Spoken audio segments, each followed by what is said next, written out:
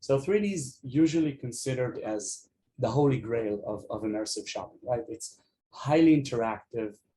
It's very versatile use cases. You get a model you can turn and spin from every angle.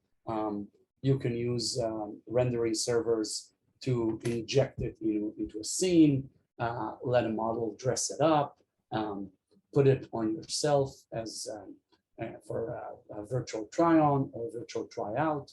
And it's very, very, very interactive and very high fidelity if done right. And not by accident, there's a lot of focus on in the movie and the film industry about switching more and more to 3D content. We'll talk about why that's not such a simple solution for retail right now. So if you look at that from retail perspective, the main challenge is the inputs. If we need to create a 3D model, one of the main options is to scan the objects in 3D. We need a special rig for that with laser-assisted cameras and a studio designed specifically to that, and run all the products there, and a lot of post-production work. The other option is to use the images we already have on the website, but that requires a lot of human labor of generating and stitching those images together into a real 3D model. That's very complex in terms of getting the right 3D artist and having them do all that.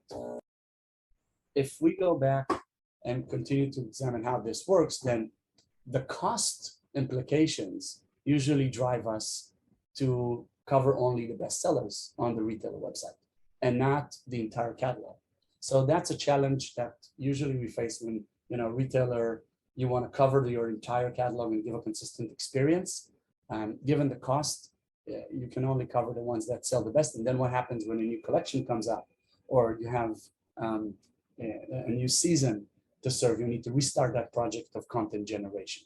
Now, you paid a lot of money to generate those 3Ds, but you actually paid for maintaining and managing another set of assets. So until now, we only need to worry about images and maybe videos. Now we need to worry about managing 3D assets with another system, connecting them to our PIM, to our CRM, etc. That's another operational headache.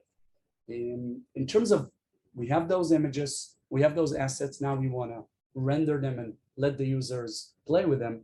We're relying on AR players, which in a lot of cases are much more limited and have a lot of requirements in terms of device that they support. They require more resources from the device, so they can't work on old devices. They sometimes take very long time to load. I've seen a lot of these take 10 to 15 seconds to load when you open the AR experience, even if you try to play with the Amazon app, which is in-app.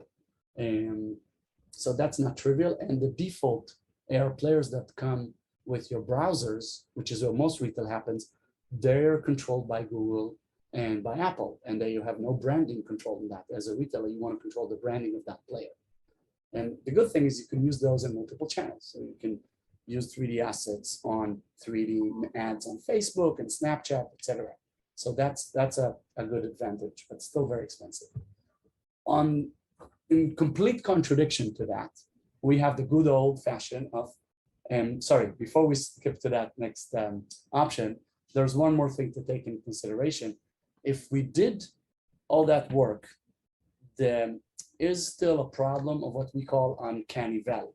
It's actually a very known phenomenon where your eyes and brain respond very negatively in creepiness if they see something that doesn't feel real, although you pertain to show them something that is real. So that's another thing we need to consider when creating those 3D assets. We can't just do it to check a box. It has to be done very well. It has to be done in high quality. Otherwise, there actually is going to be a negative impact for the users when they see those 3D models rendered into the environment or on themselves or into a room.